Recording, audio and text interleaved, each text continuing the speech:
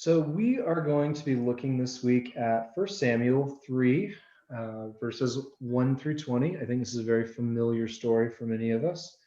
My suspicion is it's showing up right now kind of in the traditional readings because I think pretty soon it switches over to Luke in some of the Luke readings. And I think that kind of early Christmas story part of Luke is based pretty heavily on kind of the beginnings of Samuel. That's my best guess. And so I think this is our passage that's very familiar, very beloved for many people. Might not be for everybody, but just wanted to ask yourself as I'm kind of reading this to us right now, how has this usually been taught? How have you heard sermons on this? Have you done Bible studies? Like, what are kind of the themes? What are the ways that this story is usually approached? What's some of the baggage, good or bad, that this story might have for you as we look at it together? So again, I'm starting in Samuel chapter 3. Now the boy Samuel was serving the Lord under Eli. The Lord's word was rare in that time, and visions weren't widely known. One day Eli, whose eyes had grown so weak he was unable to see, was lying down in his room. God's lamp hadn't gone out yet, and Samuel was lying down in the Lord's temple where God's chest was. The Lord called to Samuel. "I'm here," he said. Samuel hurried to Eli and said, "I'm here. You called me?" "I didn't call you," Eli replied. "Go lie down." So he did. Again, the Lord called Samuel. So Samuel got up, went to Eli, and said, "I'm here. You called me?" "I didn't call, my son." Eli replied, "Go lie down." Now Samuel didn't yet know the Lord, and the Lord's word hadn't yet been revealed to him. A third time, the Lord said to Samuel. The Lord called to Samuel. He got up, went to Eli, and said, "I'm here. You called me?" Then Eli realized it was the Lord calling the boy. So Eli said to Samuel, "Go lie down, and if he calls you, say, 'Speak, Lord. Your servant is listening.'" So Samuel went and lay down where he'd been. Then the Lord came and stood there, calling just as before, "Samuel, Samuel." And Samuel said, "Speak, your servant's listening." And the Lord said to Samuel, "I'm about to do something in Israel that will make the ears of all who hear it tingle. On that day, I will bring to pass against Eli everything I said about his household, every last bit of it. I told him that I would punish his family forever because of the wrongdoing he knew about, how his sons were cursing God, but he didn't stop them. Because of that, I swore about Eli's household that his family's wrongdoing would never be reconciled by sacrifice or by offering." Samuel lay there until morning, then opened the doors of the Lord's house. Samuel was afraid to tell the vision to Eli, but Eli called Samuel, saying, "Samuel, my son." "I'm here," Samuel said. "What did he say to you?" Eli asked. "Don't hide anything from me. May God deal harshly with you and worse if you hide from me a single word from everything he said to you." So Samuel told him everything and hid nothing from him. "He's the Lord," Eli said, "and he'll do as he pleases." So Samuel grew up. The Lord was with him, not allowing any of his words to fail. All Israel from Dan to Beersheba knew Samuel was trustworthy as the Lord's prophet. So what are some of the things that this story kind of evokes in you? How have you heard this taught? How have you studied this? What are some kind of the important ways this story is talked about? And yes, I know Zoom is not the best for discussion, but I still am going to ask you questions and I'll wait you out if no one has any thoughts. Themes, how have you heard this story we just read taught usually? I think one application is that we need to be available to God, that when God calls, we can't ignore him. We need to just listen and do what he says. So I think that's one common, principle that's taught out of this passage. Yeah, being available to God. Anyone else? Connotations you have with it or ways you've heard it taught in the past?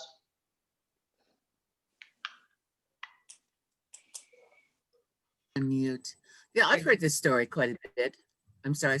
I've heard this story quite a bit. And I think like Don said, yeah, that we need to be available.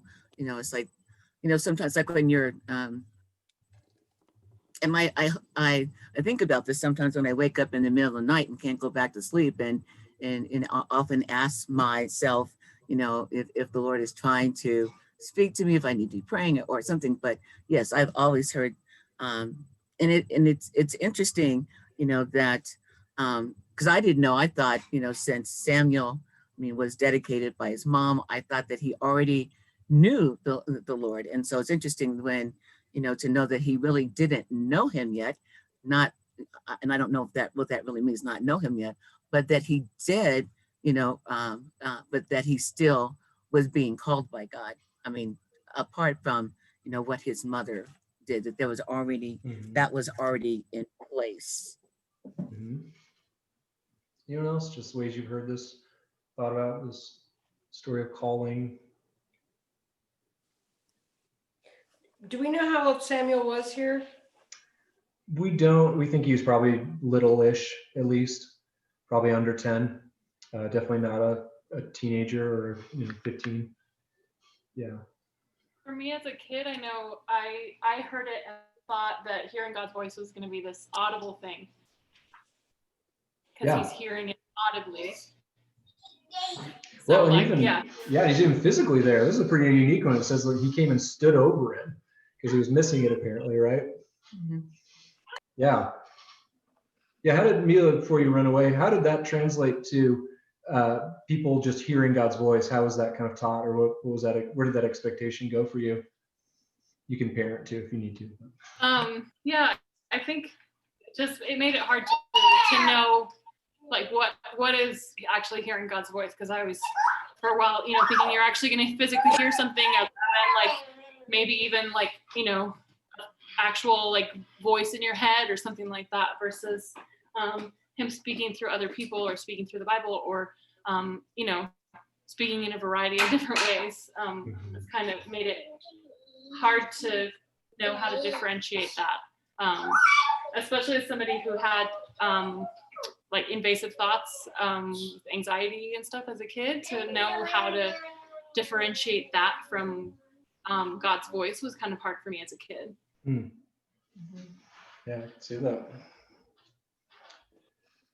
Yeah, I think one of the pieces of baggage that I bring to this text is this is an absolute favorite when they're trying to shake you up for ministry. I know people that quote this one left and right, like, what does God's calling in your life look like? And kind of the theme in a lot of the reading I did this week was we have to be real careful about using this passage because a lot of the time we like to stop at verse 10, right? It's about discerning, it's about hearing God's voice, and we kind of ignore what the actual verse was. Verse 10, by the way, is "Speak, Lord, your servant is listening." And then verse 11 says, "Then the Lord said to Samuel, I'm about to do something." It's this big message of doom, right?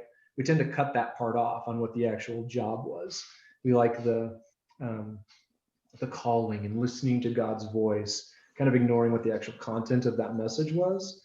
And then kind of another thing that I think was pointed out to me this week that I thought a lot about was a lot of the time when we are discerning calling, particularly for ministry, but a lot of the time in our life, the question is, I'm looking for fulfillment. I'm wanting to make sure my giftings are being used well.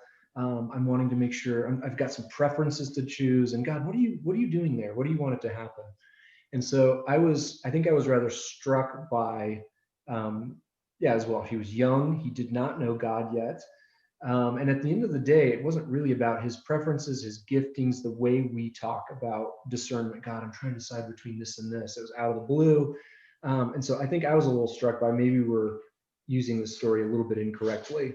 So that was kind of hanging over my head, the way this tends to be taught and used. It's a little tepid, I think, compared to what's actually going on here at times. So that was kind of in the back of my mind, just some kind of random thoughts or notes on this text that I dug up this week, and then we can kind of talk a little more about discernment. So this text is kind of important in one because it's a major shift in the way God is relating to his people, and that's a tipped off by that phrase actually in verse 11 where he says, it's a funny little phrase, I'm about to do something in Israel that's going to make the ears of everyone tingle. That phrase only shows up one other place in the Bible, and that is during one of the prophets are talking about the exile, the fact that Jerusalem is about to be burned to the ground and there won't be a temple anymore. are the only two times that phrase gets used. And that it's kind of a tip, I think, that this is a big shift in the way God is relating to his people. And of course, the big shifts that Samuel's going to be part of is he's the last of the judges, these kind of weird unofficial positions where he has a lot of authority, but he doesn't really have a title. He's not a king. He's not really anything. He just happens to have authority. He's a judge. We're about to have kings. That's another major shift, right? Samuel will be the one who anoints both King Saul and King David to be king. So it's the first time we've ever had monarchy. Kind of an interesting thing that was pointed out was just like Eli kind of gets ripped for being a rotten dad, not passing on this legacy, being a very good priest. That same criticism is later leveled against Samuel. Says your sons aren't like you. And that's why we want a king. We want this judge thing to end because apparently it's just too hard to pass on. Just kind of an interesting little note there that he grew up seeing this. In some ways, it seems to have stuck with him, that it was actually Samuel's failing as a parent that leads to this next phase. Just something I'd never really caught before. What else was in there? He was the first of kind of the prophets. So the prophets, we hear in there, it says that the Lord's word was rare at that time and visions were widely known. As far as we can tell, up until this point, with the exception of maybe Moses, who obviously was a lot more than just a prophet, there weren't people that really got this kind of a calling and kept the job. Usually you would kind of come forward with a single message. This even happened in the last chapter to Eli. This isn't the first time he's heard that message, but you kind of get a message from God and then you kind of move on with your life. Samuel seems to be the first of these guys that get this lifelong calling. And for many of them, it was to be kind of the conscience, the outsider voice against the kings. So you see, as the kings first show up, there's a new kind of role, a new way of being. And as we've discussed before, some of these guys got pretty rotten jobs. Actually, I'd say including Samuel in some ways. His job was largely to tell people bad things were coming, right? He is the one who has to tell Eli his sons are not going to carry on his legacy. He later gets to tell this to Saul, even from beyond the grave. And he gets to anoint David, but he never really gets to see his glory days. He's on the run, right? As the last time we see him, he never really gets to see the positive side of what's going to be established. He ends a lot of things, which I guess is another one of those critiques of what I was reading about how much of the time we want discernment to be about our preferences, our giftings, right? I don't think anyone would have said, yeah, I want to be the guy that just gets to tell doom and destroy a lot of things, which is why we need to be a little careful about using some of these calling passages about us and our preferences and our giftings. I think people have rightly pointed out in this passage that Eli is, he's obviously not a real positive figure. He's not a very good dad. He's kind of a mediocre priest. A lot of people have pointed out that there's this theme of kind of his blindness going later, probably has to do with his own lacking in spiritual insight. And yet, as flawed as a mentor as this guy is, he's still able to help Samuel hear God's voice and get to know him in the first place. And I think that's the kind of key of this one, and the key of all these, of calling, of discernment, is that phrase in verse 7 that Lynn pointed out. Samuel didn't yet know the Lord, and the Lord's word hadn't yet been revealed to him, but it would. And I think that's going to be the key of comparing him to Eli's sons. It's going to be the key of comparing King David to King Saul. And that's one of the big themes of this, is these are people that either know God, know who he is, know what he's all about, know the types of things he desires from us, or it's people that all just kind of go through the motions, go through the rituals. And I think that's a big theme in these, and we see it right here. Like, yeah, Samuel didn't know the Lord yet, but he will. And that's going to be one of his great strengths throughout his entire life. That's why discernment and calling work in his life, because he does know the Lord. He knows kind of the things he's about. And so I think coming out of this out of this passage, I was thinking a lot about, like, what is discernment? What does it look like to hear God's voice?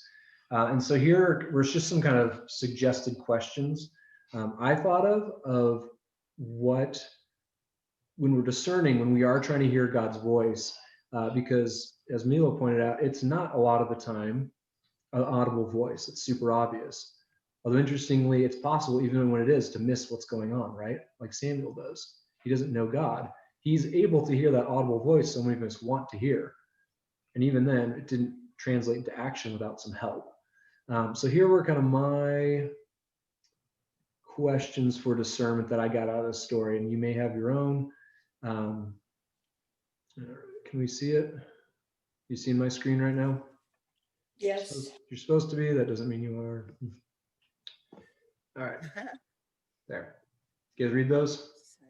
So here were just kind of the questions I came up with when we are trying to discern things and ask questions. Again, this isn't the only passage that talks about it, but here are some ones I got out of this passage. Is this ultimately about God's desires and plans or ours? I think that came from Samuel's. He was willing to do the job. He was willing to respond to God, even though I don't think he had a job, just like Jeremiah, Isaiah, Jesus. They all ended up with job descriptions that I'm not sure anyone would sign up for. It wasn't all about their giftings. It wasn't about their fulfillment. It was something that just kind of needed doing, right? And God called. It was about his plans, his needs, his desires. So I think that's an important question for discernment, because a lot of the time, for being obvious, we are saying, God, would you please put your stamp on my plans? I'd really appreciate it. That's really helpful. What about this question? And again, and this comes from the knowing of God. Who is God? This comes under images of God. And does this seem to fit with who God is? This question I'm asking myself, this leading I'm looking for. Does it just seem plain weird? Will blessings for other people come out of this? Is this all about me? Does it fit with what I know about God? Does it seem Goddish is the word I came up with? Does it fit his character? Again, do I know the Lord well enough to even test that and plumb that? And then that kind of last question to say, is this just a need? It's something I see, something I could possibly be doing. Should we just step up and do it? Is it a use of my gifts? Is it something that's like, oh yeah, I could do that. I'm good at that. Maybe this is some of the gifts I have, some of the interests I have. I can use those in a Goddish way. I think those are both there in questions of discernment. Any thoughts or questions on just discernment generally, the way we go about it? Anything you guys see in this passage that I'm missing? I've never really thought about this passage in terms of, I don't know, gifts. I have, thought about it in terms of, that God gives us the ability to discern. So I guess that is a gift.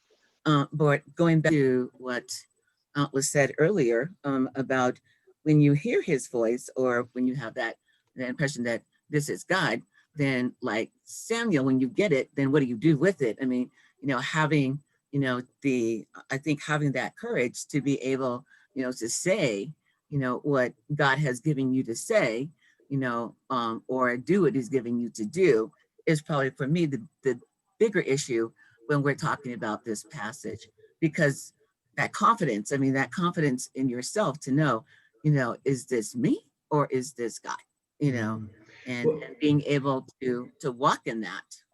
Well, it's an interesting point, because in this passage, it doesn't really have anything to do with Samuel, right? First, he doesn't recognize it's God. And then later on, and I have heard it used this way as well, like we need to be courageous and tell people things that they don't want to hear. But read the passage. It doesn't have anything to do with Samuel having courage.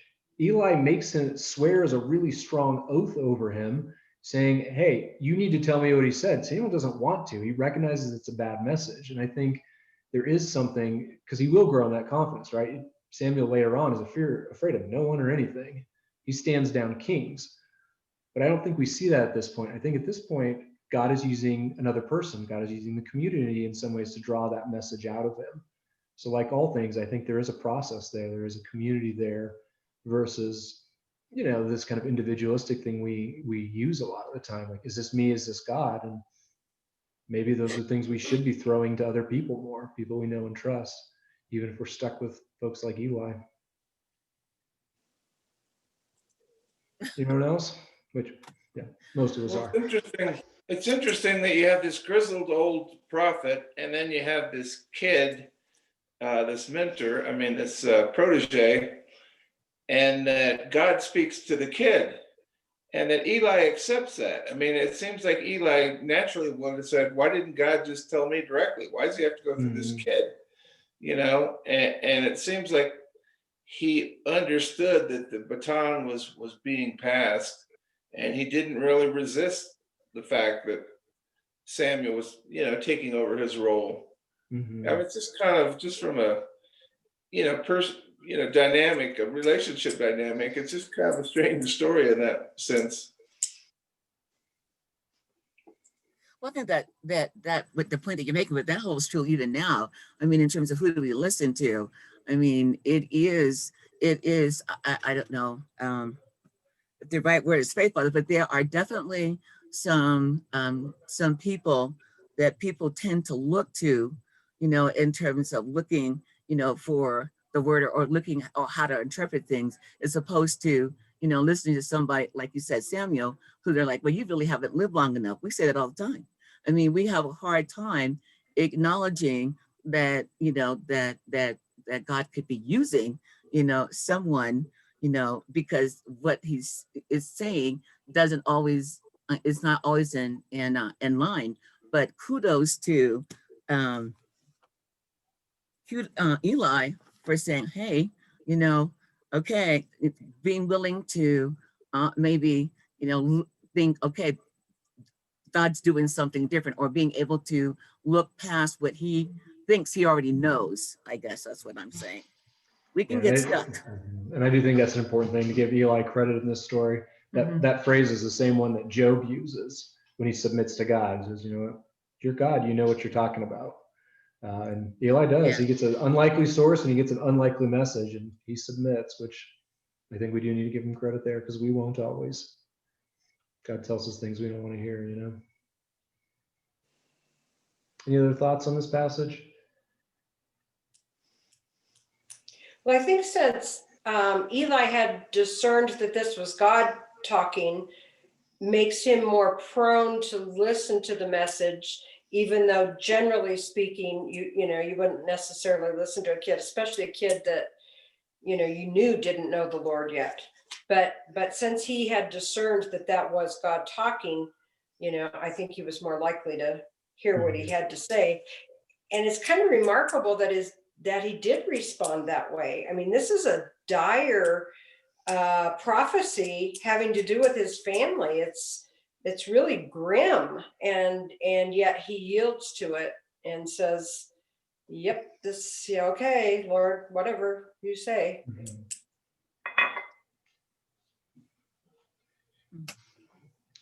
I think I just wanted to point out too in this story, I think there is some humor here as well, right? I think God's pretty gracious in this, keeps calling out to this little boy who keeps running to the wrong place and doing that. And for whatever reason, I was just struck again. I think we can take discernment very seriously at times, but we do need to be reminded that I think at the end, God actually wants to be heard. And I think God's more patient with it sometimes than we give him credit for. Yeah, God lets him do it the 3 times. He comes and stands over the boy. And yeah, it's a grim message. But I was also kind of struck by a little bit of grace in it, because I don't think it was just about Samuel passing on the message, because Eli already knows the message, right? The message starts out with, I'm going to do what I said I was going to do. And chapter 2, right before this, ends with this random guy coming up and telling him. Eli knows this message. It's not the first time he's heard it.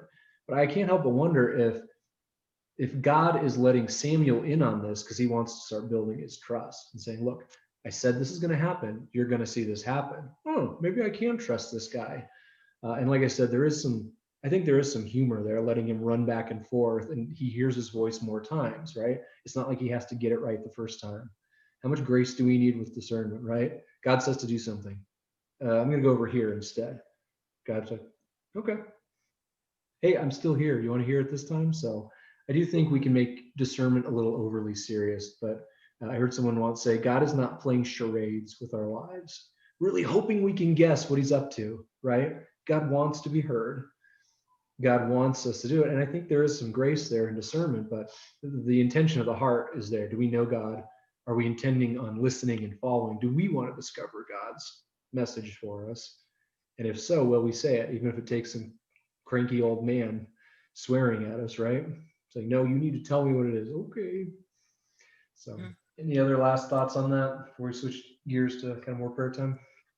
I think there's some faith involved there too, because God promises that he'll guide us, he'll lead us. Jesus talks about us being the sheep, and that, he's a kind shepherd and leads us and cares for us. And I think that lots of times people get paralyzed that they'll make a mistake, but if God promised that he was going to lead us, we need to trust him that he's going to. So if it seems like he's directing us in a certain way, and we really say, if this isn't right, stop me somehow, close that door. It just seems over time, I have witnessed him do that so often, open the door, or close it to direct. I just think of both Colin and Casey and their careers and the way God opened and closed doors and directed their, and our careers too. And I just think we need to trust that if he says he's going to lead us, he is. And not always be second guessing. We had a kind of funny phrase there, like we're so afraid of, we're going to make a mistake in the spiritual life. I'm like, God probably just assumes that. Like, I'm assuming they're going to be making a mistake. And if they get it on the 4th or 5th time, I'm so proud of them. I thought it was going to take them 10, Yeah. So, Yeah,